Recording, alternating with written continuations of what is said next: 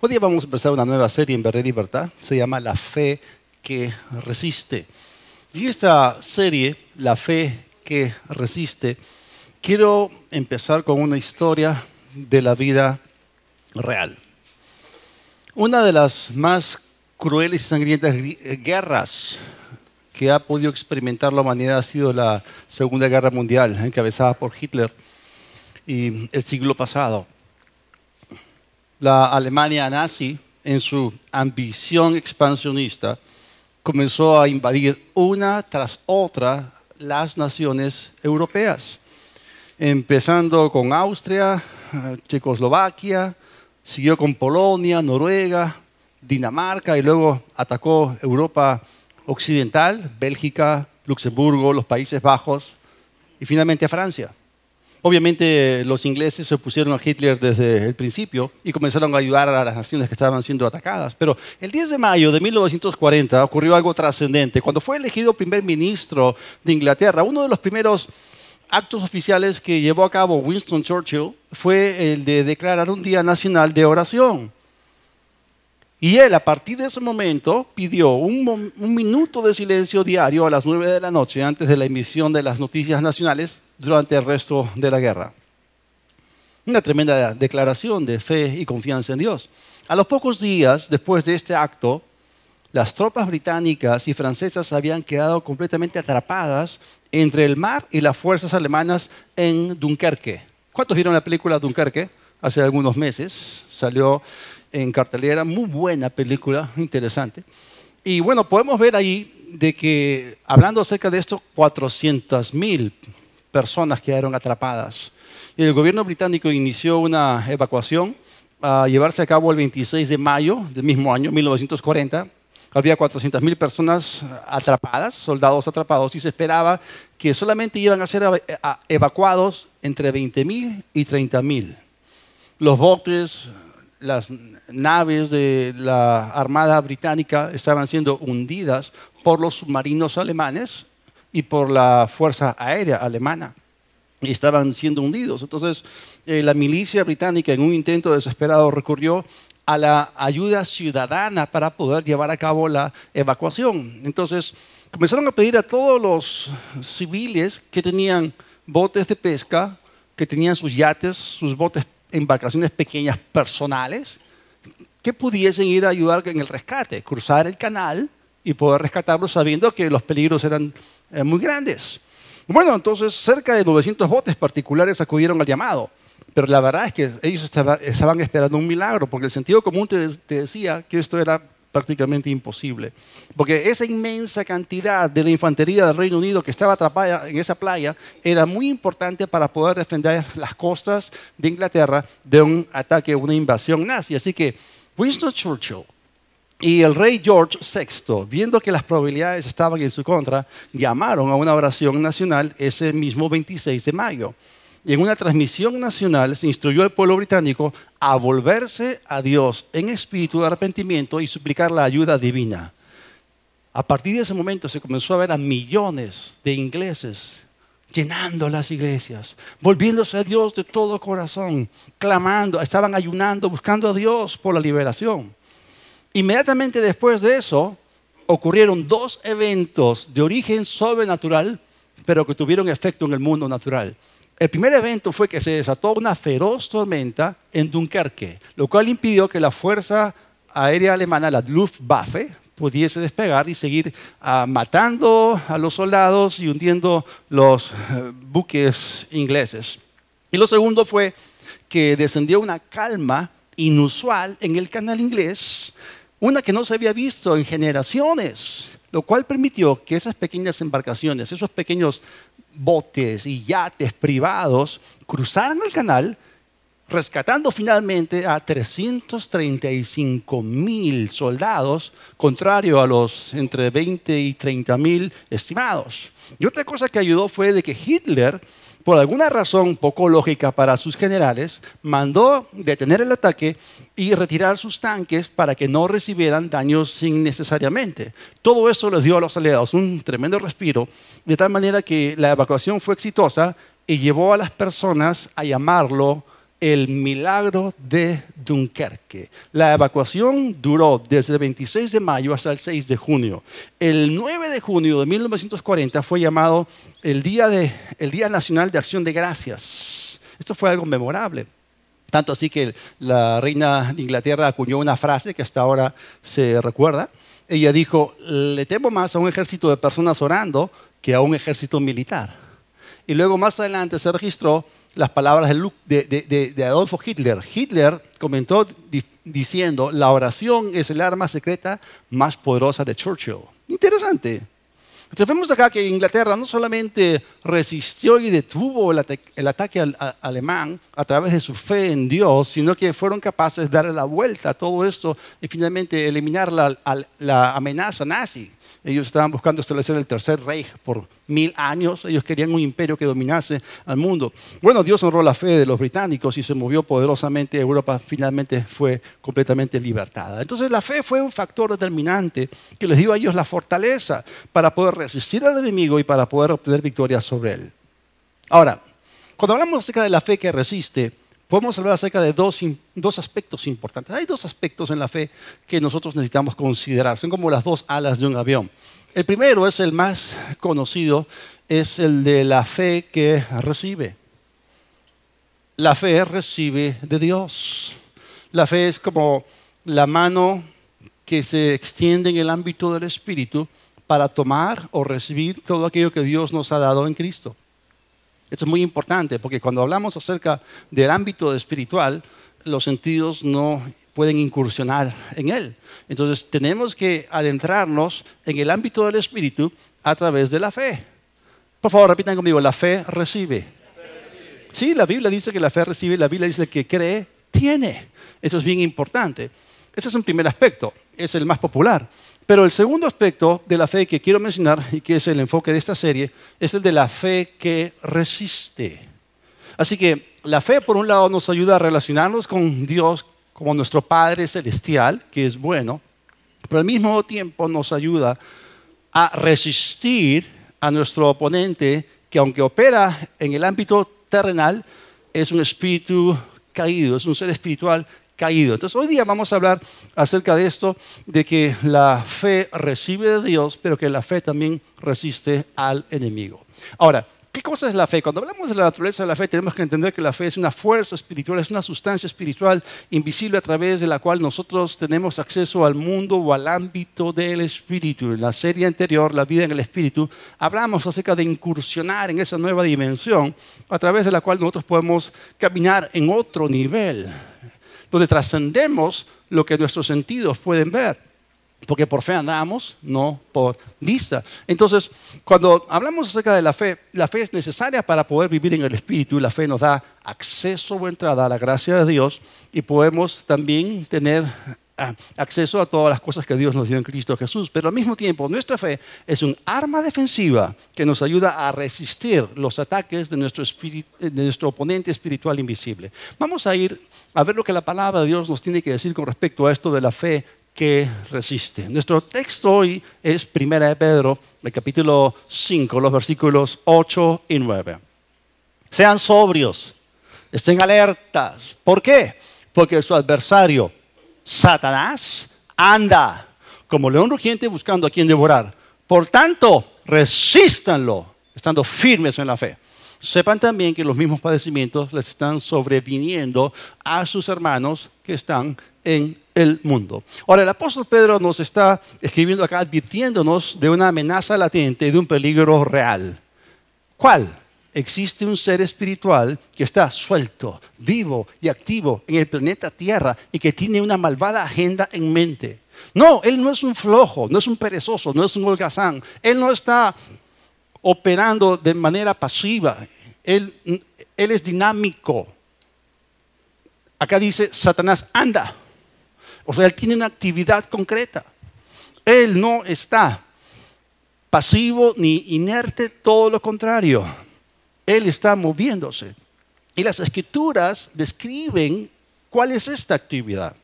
Hay una conversación que tuvo lugar hace miles de años atrás entre Dios y Satanás, que tomó lugar en los días de Job. Y la Biblia lo registra. Y hay dos versículos que son idénticos, que es Job 1:7 y Job 2:2. Dicen exactamente lo mismo. Y la Biblia dice que un día vinieron los hijos de Dios, en este caso los ángeles, para presentarse delante de Dios. Y entre ellos se coló Satanás. No sé cómo se coló, pero bueno. Y el Señor dijo a Satanás, ¿de dónde vienes? Interesante, los ángeles le estaban reportando a Dios de dónde venían. Pero le pregunta a Satanás, ¿de dónde vienes tú? ¿No? Entonces Satanás respondió al Señor y dijo, de recorrer la tierra y de andar por ella. Ahora, vamos a entender una cosa. Entendamos la naturaleza de la respuesta de Satanás. ¿Cuántos saben que el diablo es el padre de mentira? ¿Ok? Y él tira la piedra y esconde la mano. Él actúa detrás del telón. Él actúa detrás de las bambalinas. O sea, él no quiere pasar como el malo de la película. La Biblia nos enseña que Satanás siempre trata de que Dios sea culpado. Mucha gente culpa a Dios. ¿Ok? Entonces, en esa respuesta de Satanás, vemos su ingenio, vemos su astucia y vemos de que él quiere salvar su propio pellejo con una respuesta inocente, pero Dios conoce todas las cosas. Sí, yo vengo de recorrer la tierra y de andar por ella. Claro, ¿no? Y alguno podría pensar, esto suena como que Satanás se dio una vuelta, claro, estoy de vacaciones, me fui a Cancún. Varaero estaba bien en la playa, pero la comida más o menos, ¿no? O Punta Cana. No, él no fue con fines turísticos. Hoy tampoco fue rodeando la tierra para ver las maravillas de la creación de Dios, las montañas que Dios creó, la majestad de la naturaleza. No. O sea, la palabra de Dios revela su nefasta actividad. ¿Qué hace Él cuando se mueve sobre la tierra? Bueno, Jesús, que es la verdad, no puede ser engañado. Y Jesús dijo en Juan, capítulo 10, versículo 10, el ladrón solo viene a robar, matar y destruir. Yo he venido para que tengan vida y para que la tengan en abundancia. Y lo que hace Jesús con esta declaración es trazar una línea divisoria para que tú y yo podamos distinguir, separar o diferenciar entre la clase de persona que Jesús es y la clase de persona que Satanás es, entre la actividad de Jesús y la actividad de Satanás. ¿Saben cómo llama Jesús al diablo? Ladrón. Y él viene para robar. Jesús vino para dar. Satanás vino para matar. Jesús dijo, yo he venido para vivificar, para que tengan vida y vida en abundancia. Y con esta declaración Jesús está llamando a Satanás ladrón, asesino y destructor. Entonces no confundamos la actividad de Satanás con lo que Jesús hace. Jesús sigue siendo el libertador, Satanás sigue siendo el opresor. Entonces, en esos días, cuando Dios le pregunta a Satanás, ¿de dónde vienes? No, de rodear la tierra y andar por ella. O sea, ya Satanás estaba paseando por donde Job vivía. Y la Biblia dice que Job vivía en la tierra de Uz. Y Satanás estaba paseando por la tierra de Uz y le tiró lente a Job para arruinarlo, y lo hizo. Ahora, volvamos. Vamos a leer un poquito más sobre su actividad. Volvamos a este pasaje de 1 Pedro 5, del 8 al 9. Sean sobrios, estén alertas, porque su adversario Satanás anda como león rugiente buscando a quien devorar. O sea, no son fines turísticos ni de curiosidad por la naturaleza. Ok. Y por tanto, resístanlo estando firmes en la fe. Ok. Entonces, él recorre la tierra buscando a quien devorar. Miren bien, buscando a quien devorar. Eso significa que no se puede devorar a todos. Él no los puede devorar a todos. Y para poder ilustrar este punto, Pedro asemeja a Satanás como un león rugiente. Ahora, los leones cuando atacan a las manadas, nunca atacan al macho alfa. ¿Han visto alguna vez en National Geographic, Animal Planet? ¿Alguna vez han visto un león atacando al macho alfa? A menos que el macho alfa esté completamente separado de la manada y esté rodeado por 8 o 10 leones. Esa es cosa diferente. Pero normalmente cuando un león sale de caza, no ataca al macho alfa. Él busca a quien devorar. ¿Y a quiénes busca? Díganme ustedes. A los débiles, a los cachorros, a los pequeños, a los que están distraídos y a los que se rezagan. Entonces, repitan conmigo, el diablo no puede devorarse a todos. Ok. Entonces, el ataque del diablo siempre es selectivo.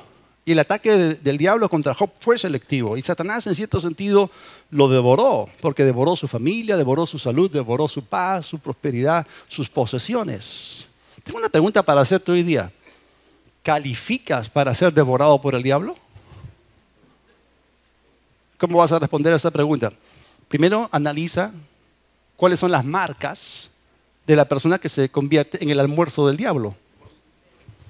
Ahora, para responder eso, vamos a ampliar un poco nuestro enfoque y vamos a regresar al mismo pasaje, pero vamos a leerlo 3 versículos antes. Y vamos a leer lo que Pedro coloca. ¿Cuáles son las componentes que Pedro coloca ahí? Porque realmente hay cosas que le abren puertas al devorador. 1 Pedro 5:5. Y ustedes, jóvenes, sujétense a sus dignatarios, esto es a sus líderes, y vístanse vigorosamente con una actitud humilde para con los demás. ¿Por qué? Porque Dios resiste a los soberbios, pero da gracia a los humildes. Humíllense pues bajo la poderosa mano de Dios para que Él los exalte a su debido tiempo, echando toda su ansiedad sobre Dios, porque Él tiene cuidado de ustedes. Sean sobrios, estén alertas, porque su adversario, Satanás, anda como león rugiente buscando a quien devorar, por tanto resístanlo estando firmes en la fe. Así nomás de un vistazo podemos recoger algunas cosas, algunas marcas. Satanás devora obviamente a los que le abren puertas, a los que no se sujetan a la autoridad espiritual, no se sujetan a sus pastores, a sus líderes, hablan mal de ellos, etc.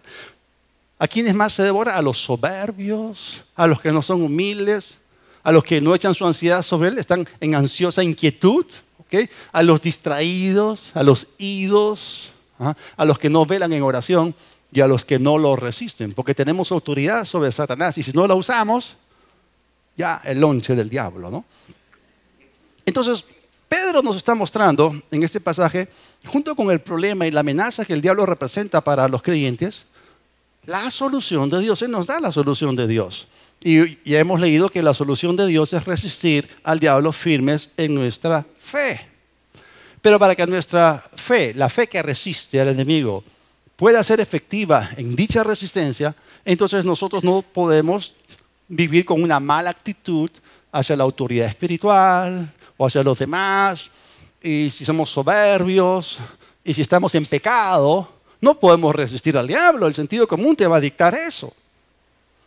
Hay gente que piensa que puede vivir en el pecado y echar fuera demonios. Olvídalo. No puedes. Ahora, aparte del testimonio de Pedro con respecto a la fe que resiste, tenemos también a otro que escribió por el Espíritu Santo, que es Santiago. Así que vamos a visitar el libro de Santiago, Santiago capítulo 4, el versículo 7, y para aprender algunos aspectos de la fe que resiste. Santiago 4:7. Así que sométanse a Dios, resistan al diablo, y Él huirá de ustedes. Noten ustedes que aquí hay un orden. Dios es un Dios de orden. Y la Biblia nos enseña en ese pasaje que la sumisión a Dios y la resistencia al enemigo van de la mano. O sea, tú no puedes tener problemas con Dios y tratar de resistir al enemigo. La Biblia nos dice que primero nos sometamos a Dios y que luego resistamos al diablo. ¿Y qué si hacemos lo contrario? ¿Qué ocurre si hacemos lo opuesto? ¿Y qué si resistimos a Dios? Pues la verdad es esta. Toda resistencia a Dios es sumisión al enemigo. Y si tú resistes a Dios, te sometes al diablo. Y si te sometes al diablo, te haces esclavo de él y simplemente no lo puedes resistir. Es más, si tú resistes a Dios con una actitud de soberbia, la Biblia dice que Dios te resiste a ti, porque Dios resiste a los soberbios. Y los soberbios son el plato favorito de Satanás, porque tienen su sazón, tienen su sabor y son de su misma naturaleza. Caminar en santidad nos protege. Satanás no puede devorar la santidad, le daría náuseas. Si tú tuvieses una cápsula de luz y se la dieses al diablo para que se la tomase, la terminaría vomitando. Porque la luz es tóxica para los seres espirituales de tinieblas. La luz puede destruir a Satanás.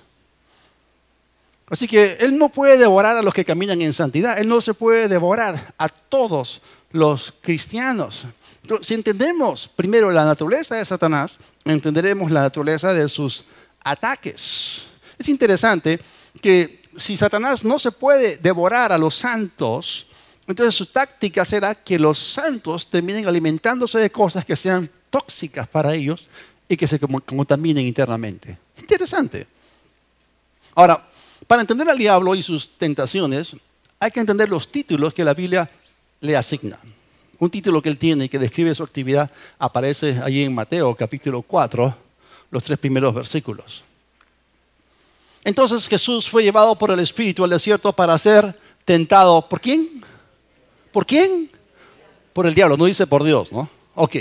Y después de haber ayunado 40 días y 40 noches, entonces tuvo hambre. Y acercándose, ¿quién? El tentador. ¿A quién se refiere? A Satanás. Del griego peirasón.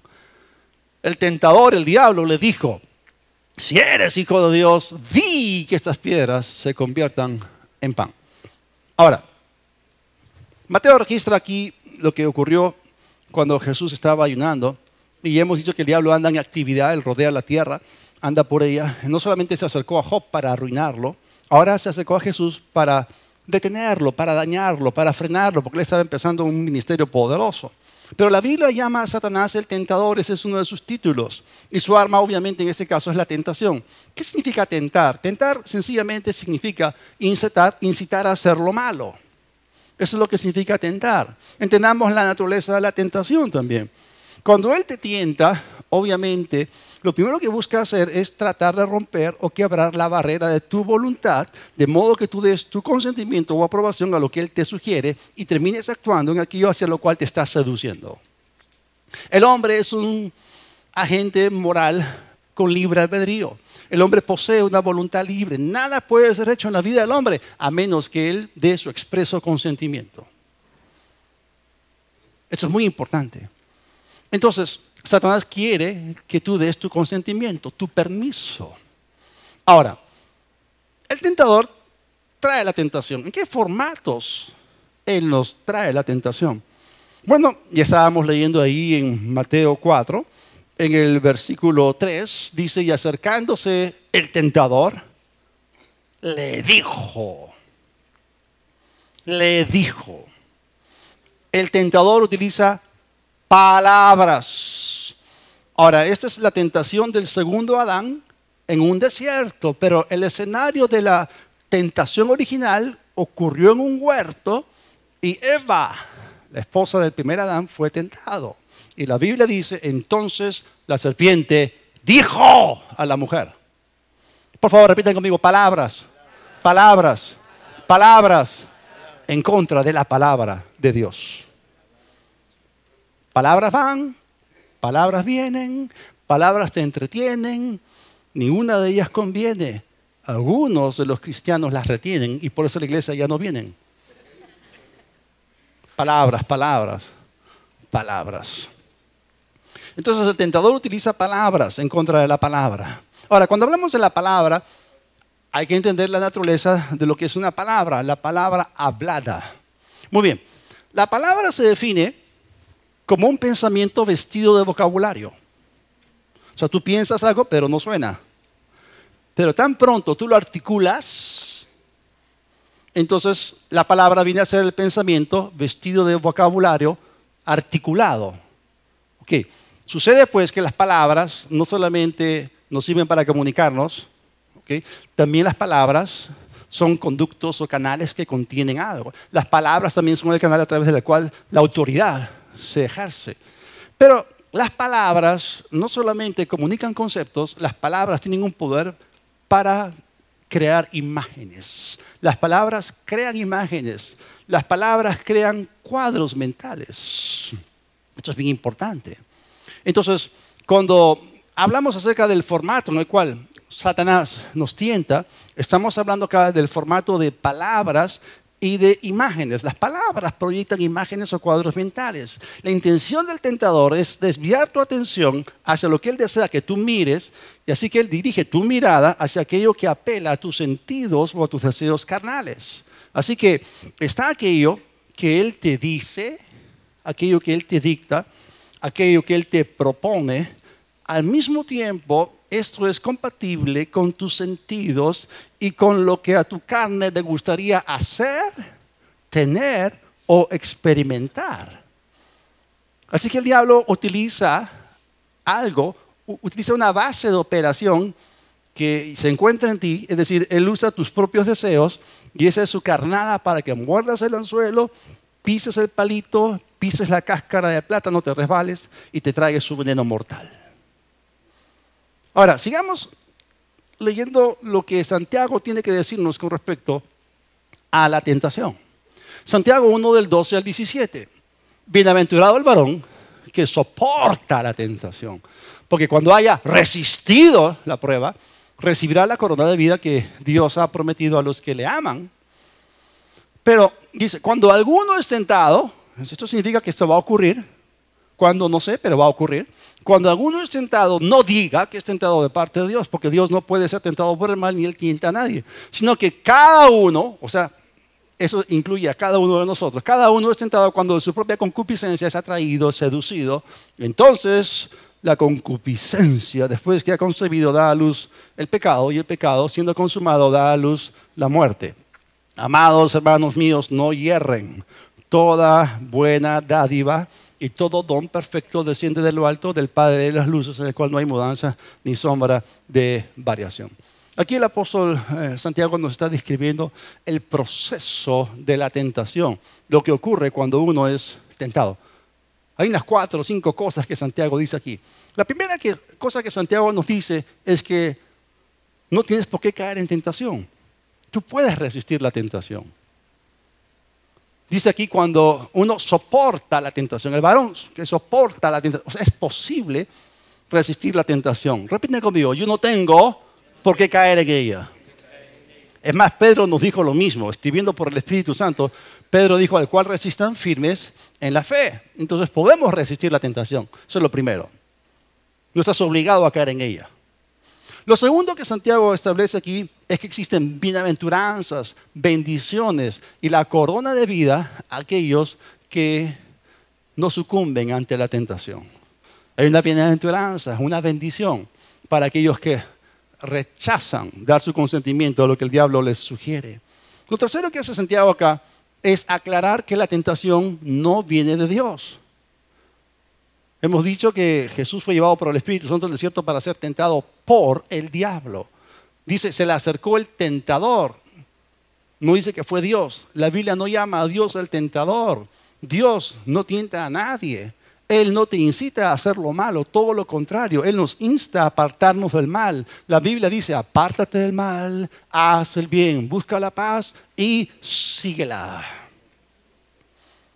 Es más, si nosotros miramos bien lo que Santiago nos está diciendo, vamos a entender que hay una diferencia entre tentación y prueba. Dios probó a Abraham. Y Dios solamente los prueba en 3 áreas: obediencia, fidelidad e integridad. Pero la Biblia dice que Satanás tentó a Eva, Satanás tentó a Jesús y Satanás te tienta a ti. Hay una gran diferencia. La prueba no busca hacerte caer, busca llevarte a otro nivel con Dios. Pero la tentación busca robar tu fe y tirarte abajo, destruirte. Entonces hay una diferencia entre prueba y tentación. Ahora, Santiago nos está diciendo que Dios no nos tienta. Y en el versículo 13 dice que cuando alguno es tentado, no diga que es tentado de parte de Dios. Muchos cristianos son culpables de ese pecado por ignorancia espiritual. No, que el Señor me envió una enfermedad, que el Señor me envió pobreza, que el Señor está haciendo esto. Un ratito, ¿qué estás hablando? Escucha en tus oídos lo que sale por tu boca. La palabra de Dios de manera directa, clara y explícita nos manda no decir que cuando somos tentados, Dios nos tienta, porque Dios no tienta a nadie. Él no puede ser tentado por el mal y Él no nos incita a hacer lo malo. En otras palabras, no lo digas. Y en el versículo 16 se nos insta a no equivocarnos en esto. Versículo 16, amados hermanos míos, no hierren, no se equivoquen. Y aclara, y les da un versículo más para mostrarles, toda buena dádiva y todo don perfecto desciende de lo alto del Padre de las luces, en el cual no hay mudanza ni sombra de variación. En otras palabras, él puntualiza diciendo, de Dios nos vienen solamente cosas buenas y cosas perfectas. Punto. Y luego dice que Dios no cambia. ¿Se acuerdan de Juan 10:10? El ladrón no viene sino para hurtar, matar y destruir. Yo he venido para que tengan vida y vida en abundancia. Eso significa que Dios no cambia lo que Él es ni lo que Él hace, ni Él intercambia de posición con el diablo. Dios no intercambia su rol con Satanás. Dios no nos tienta, Dios no nos incita a hacer lo malo, Dios no nos enferma, Dios no nos empobrece, Dios no nos envía tragedias. No lo digas, es el diablo. No confundas a Dios con el diablo, Dios no cambia, Él es el padre de las luces, Satanás es el príncipe de la oscuridad.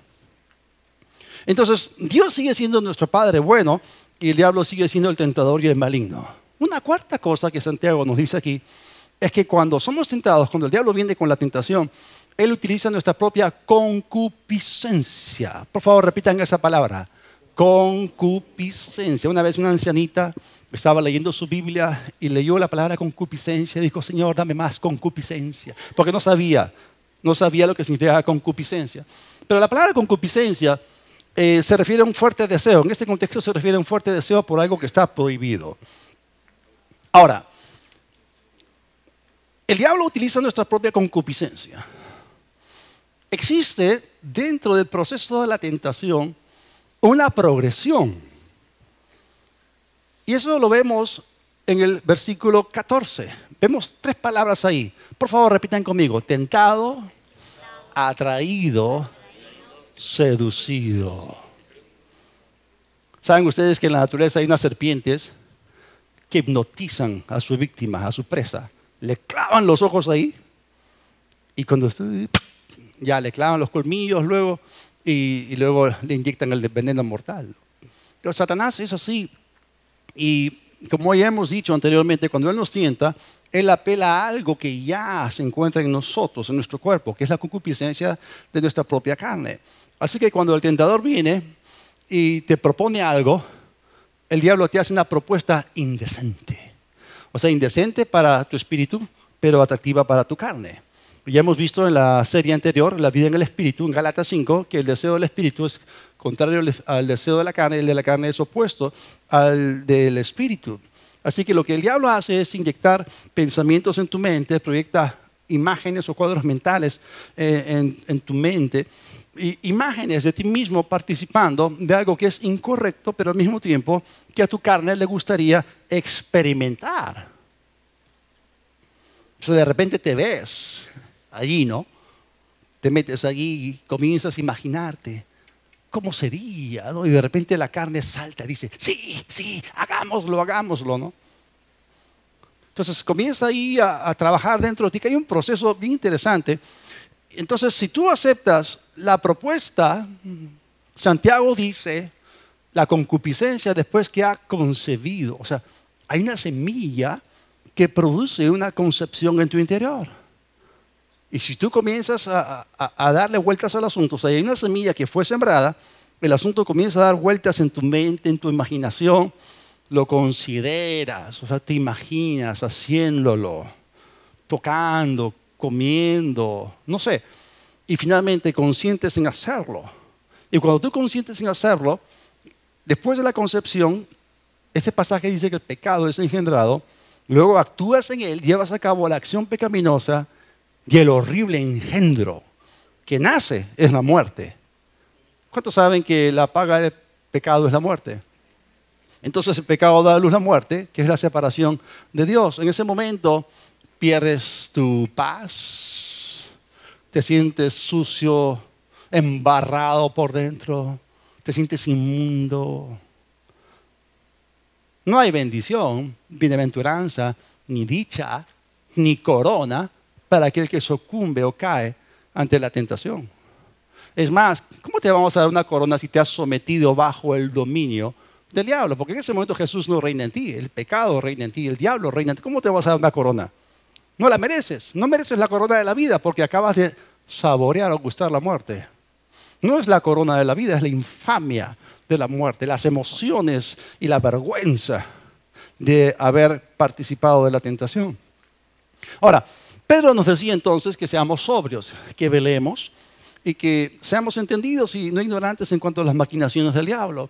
Ya hemos visto el testimonio de Pedro, hemos visto lo que Santiago nos dice acerca de la tentación. Vamos a añadir también el testimonio del apóstol Pablo, que nos habla acerca de eso, allí en 1 Corintios, en el capítulo 10, en el versículo 13. Seguimos hablando acerca de la fe que resiste. 1 Corintios 10, 13. A ustedes no les ha sobrevenido ninguna tentación que no sea humana, pero Dios es fiel. Estábamos cantando más temprano que Él es fiel, Él puede, Él es más grande que todo gigante que podamos enfrentar, ¿no? O sea, Dios es fiel y no permitirá que ustedes sean sometidos a una prueba más allá de lo que puedan resistir. O sea, acá también Pablo nos está diciendo que podemos resistir la tentación. Repite conmigo, podemos resistir la tentación. Y no tenemos por qué caer en ella. Sino que junto con la prueba la trae el diablo, la tentación la trae el diablo, Dios nos da la salida. Hay una salida para que podamos sobrellevarla. Ahora, cuando dice que no nos ha sobrevenido ninguna tentación que no sea humana, eso nos dice que el radio de acción del tentador está limitado. O sea, Satanás no te puede tentar a ti en lo sobrenatural. Él tiene que tentarte utilizando tus sentidos, eso es lo natural. En otras palabras, él no puede tener acceso a tu espíritu, que es sobrenatural porque ha renacido de nuevo. Satanás solamente tiene acceso a las áreas de tu vida que no han sido regeneradas en el nuevo nacimiento. Satanás tiene acceso a tu mente, a tu imaginación, a tus pensamientos, a tus emociones, a tus sentimientos, a tu cuerpo. Satanás tiene acceso al área de la carne. Entonces, él no tiene acceso a nuestro espíritu. Y lo que primero que tiene que hacer él es conseguir el consentimiento de tu voluntad para poder llegar finalmente a contaminar tu corazón, lo cual es muy posible. Pero otra vez la Biblia nos dice que podemos resistir la tentación. O sea, no existe tentación tan grande que no podamos resistirla. ¿Han escuchado a esos cristianos que dicen, no, que la tentación fue demasiado para mí? En realidad están mintiendo. Lo que están diciendo es, bueno, sí, yo salté a ella. O sea, tú puedes caer en tentación o puedes saltar en la tentación. Tú decides. Y Adán no es que cayó, Adán saltó. Él saltó a la tentación con los ojos muy abiertos. Ahora, cuando el tentador viene entonces con la tentación, Dios ya nos ha dado la salida. Vamos a leer lo que Jesús tiene que decir acerca de esto, de la tentación. No solamente hemos leído lo de Pedro, lo de Santiago, lo de Pablo, ahora vamos a leer lo que Jesús dice cuando se pronuncia sobre la tentación. Todos ellos escribieron por el Espíritu Santo o hablaron por el Espíritu Santo. Esa es la parte final del Padre Nuestro, ¿no? Mateo 6:13, no nos dejes caer en tentación, sino líbranos del maligno, o en el griego dice maligno, otras traducciones dicen líbranos del mal. Y bueno, acá también Jesús nos está hablando de la posibilidad de no caer en la tentación. Y el diablo quiere que caigas en la tentación, pero Dios quiere librarte de ella. Y hemos leído que Dios nos da la salida para que seamos librados del maligno tentador y de su tentación. Ahora, ¿cuál es la salida? Tenemos que entender, en primer lugar, la naturaleza de la tentación para poder comprender la naturaleza de la salida. ¿Cómo es que el diablo opera? ¿En qué formato te lanza a ti la tentación? Bueno, el diablo trata de meterse o colarse en tu mente, invadirla con nociones o propuestas inadecuadas. El diablo va a utilizar tu poder de imaginación para que te veas haciendo aquello hacia lo cual él te seduce a hacer. Él pinta en ti cuadros mentales en los cuales te ves cayendo y participando de lo malo. Ahora, ¿cuál fue la salida de Dios cuando Jesús fue tentado en el desierto? El mismo Jesús que en Mateo 6:13 nos enseñó a orar para que no caigamos en tentación y seamos librados del maligno tentador, es el mismo que fue tentado en el desierto. Entonces vamos a averiguar cuál fue la salida de Dios para él y podemos aprender. Otra vez, Mateo capítulo 4, te voy a leer el versículo 4, porque en el versículo 3 la Biblia dice entonces, se le acercó el tentador y le dijo, ¿no? Si eres hijo de Dios, entonces haz o di que estas piedras se conviertan en pan. Pero Mateo 4:4, pero él respondiendo, dijo. O sea, Jesús respondió a lo que el diablo le dijo, también con dijo. Y Jesús dijo, escrito está, no solo de pan vivirá el hombre, sino de toda palabra que sale de la boca de Dios. O sea, acá vemos un cruce de palabras. O sea, es como un conflicto en el cual hay palabras van, palabras vienen, ¿no? Ya hemos visto que el ataque del diablo contra Cristo vino con palabras. El diablo le dijo algo, le propuso algo, le lanzó varios cuadros mentales, uno tras otro, en secuencia, en sucesión, uno tras otro. Así que la propuesta del diablo vino en el formato de palabras e imágenes. Y si ustedes leen bien el proceso de la tentación, van a encontrarse con frases tales como que el diablo le dijo, el diablo le mostró y el diablo lo llevó. ¿Cómo funciona esto? Porque hay gente que piensa que cuando el diablo lo llevó, piensan que Satanás tiene el poder para alzar a Jesús de en medio del lugar de la tentación, el desierto, ¿no? Muchos piensan que fue el desierto de Jericó. Nosotros hemos visitado Jericó y ahí dicen que ese fue el lugar donde Satanás tentó a Jesús. O sea, estamos hablando de levantar a Jesús en el aire por varios kilómetros y subirlo hasta los 800 y pico metros de altura sobre el nivel del mar en el pináculo del templo y decirle, suicídate, tírate para abajo. No fue así. ¿Saben cómo fue? Primero le dijo, las palabras proyectan imágenes. Le mostró y luego lo llevó en su mente, en su imaginación. Y así como Jesús fue tentado, tú y yo somos tentados. Le dijo, le mostró, lo llevó. Entonces, tenemos que entender que son malas palabras y son malas imágenes, palabras en contra de la palabra, imágenes en contra de lo bueno. ¿Y cómo resistió Jesús al enemigo? Jesús, como hemos visto, también dijo.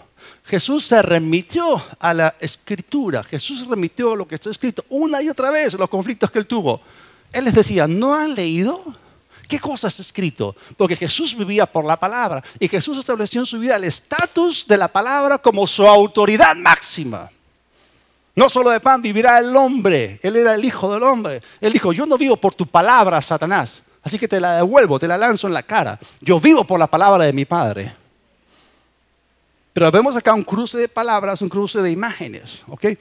Entonces, cuando Jesús citó la palabra de Dios con su boca, pintó un cuadro de victoria que reemplazó lo que el diablo quería hacer en la vida de Jesús. Y esto es muy importante. Empecé esta enseñanza hoy con una historia de la Segunda Guerra Mundial. Y yo he visto en Netflix un documental entero sobre la Segunda Guerra Mundial que es muy interesante, pero también vi otro sobre la Primera Guerra Mundial. No sé si ustedes han visto las imágenes, los videos antiquísimos de la Primera Guerra Mundial, pero la Primera Guerra Mundial con el armamento menos sofisticado que tenían en esa época, o sea, prácticamente las luchas eran cuerpo a cuerpo, ¿no? Recién estaban inventando al final los primeros tanques, que eran bien primitivos, pero muchas de las líneas de defensas eran sencillamente trincheras. Y prácticamente de trincheras contra la otra trinchera se enfrentaban. Entonces nosotros tenemos que establecer nuestras líneas de defensa para resistir la tentación.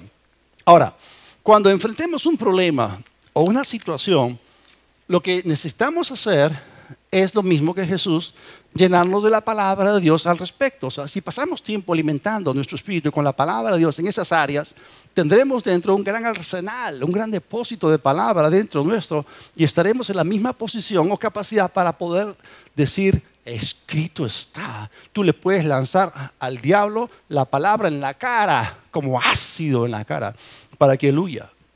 ¿Cómo funciona esto? Jesús dijo, hablando acerca de la tentación, en el huerto de Getsemaní, antes de ir a la cruz, les dijo a sus discípulos, ¿quiénes estaban con él? Pedro, Jacobo, Santiago, Jacobo y Juan. Y les dijo, velen, oren, para que no entren en tentación. El espíritu, la verdad, está dispuesto, pero la carne es débil. Pero Jesús veló, porque él estaba siendo tentado. ¿Cuál fue la tentación que Jesús experimentó en Getsemaní? Abrazar la mentalidad de los atajos, tomar el camino más fácil.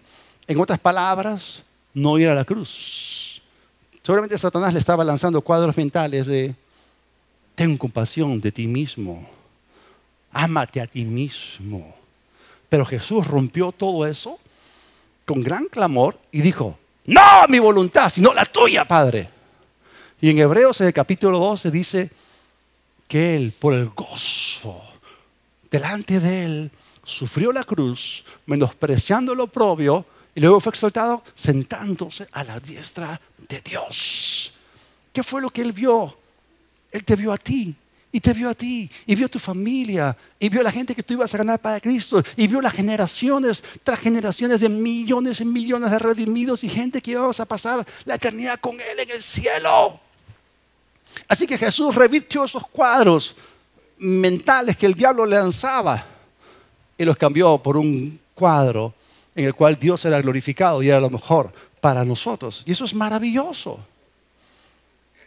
Había una señora que era bien ancha, bien gorda. Para cruzar la puerta tenía que entrar de costadito porque era tan ancha como un ropero, ¿ok? Alguien le dijo: ¿tú quieres bajar de peso? Te doy un secreto. Coloca en la puerta de tu refrigeradora, porque cada vez que pasaba por la refrigeradora era tentada, pues échale, ¿no? Entonces colocó una foto de una mujer mucho más gorda que ella en la puerta de la refrigeradora como para desalentarla. Pero al final lo que ocurrió fue que con esa imagen que estaba puesta delante de sus ojos continuamente se alineó más a esa imagen y subió 30 kilos. Hasta que entendió que la táctica era la opuesta. Tenía que colocar, ¿no?, la foto de una mujer mucho más joven, esbelta, ¿ok? Entonces mucho más delgada. Y entonces entendamos esto. Y hay cosas que el diablo nos lanza, cuadros mentales, ¿ok? Y de repente te lanza un cuadro mental de escasez. ¿Y qué vas a hacer? Uy, te comienzas a preocupar, te pones nervioso, te pones ansioso. Cuidado. Él ya está preparando la comida para tragársela. Un ratito, cuidado. Entonces, lo que tú tienes que hacer es reemplazar esas imágenes mentales que el diablo te lanza por las de la palabra. Y si tú pasas tiempo meditando lo que la palabra dice acerca de provisión, entonces tú vas a tener municiones para que cuando el diablo te suelte toda su artillería mentirosa, tú puedas reemplazar los cuadros mentales de derrota y de escasez por cuadros mentales de victoria. El Señor es mi pastor, nada me faltará. Estoy abundantemente suplido, completamente provisto. No seré avergonzado en el mal tiempo. En los días de hambre seré saciado, porque Él suple todas mis necesidades conforme a sus riquezas en gloria en Cristo Jesús. Y comienzas a soltar la palabra. Y comienzas a lanzarle ácido en la cara al diablo. Y de repente te manda cuadros mentales en los cuales tú ves que tu salud se está deteriorando y te comienzas a mirar enfermo un ratito. La enfermedad no te pertenece. Devuélvesela a Satanás y comienza a decir lo que la palabra de Dios dice. Por las llagas de Cristo yo fui completamente curado. Su palabra es medicina para todo mi cuerpo. Yo soy bendecido con la bendición de Abraham. He sido redimido de la maldición de la enfermedad. La vida de Dios en mí mata toda enfermedad. Entonces ustedes comienzan a declarar la palabra de Dios.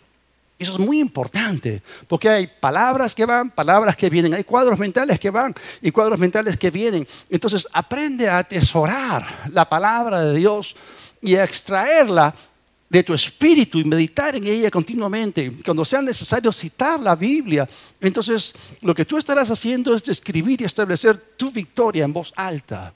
Hermanos, usemos nuestras palabras para pintar cuadros de victoria. Y no caeremos en la tentación. El diablo huirá. Dios será glorificado. Y tú caminarás en las bendiciones de Dios y disfrutarás del rico sabor de la victoria en Cristo, porque estás aprendiendo a utilizar la fe que resiste. Toda cabeza inclinada, todo ojo cerrado. Padre, te damos gracias por tu gran misericordia. Gracias, Señor, porque tú nos enseñas provechosamente y nos muestras el camino para que andemos en la victoria. Tu palabra dice que tú nos llevas en triunfo siempre, en todo tiempo, en todo lugar, en Cristo Jesús. Somos más que vencedores por medio de ti, sin importar la amenaza. Gracias. Si estás aquí esta tarde y aún no le has dado tu vida a Cristo, quiero darte la oportunidad. Si quieres rendirte al Señor, nunca lo has conocido, repite conmigo esta oración. Dios del cielo, reconozco que te necesito. Jesús, sé mi Señor, perdona mis pecados. Recibo de ti hoy el regalo de la vida eterna. Creo que el Padre te resucitó y que por la fe en ti soy salvo. Amén.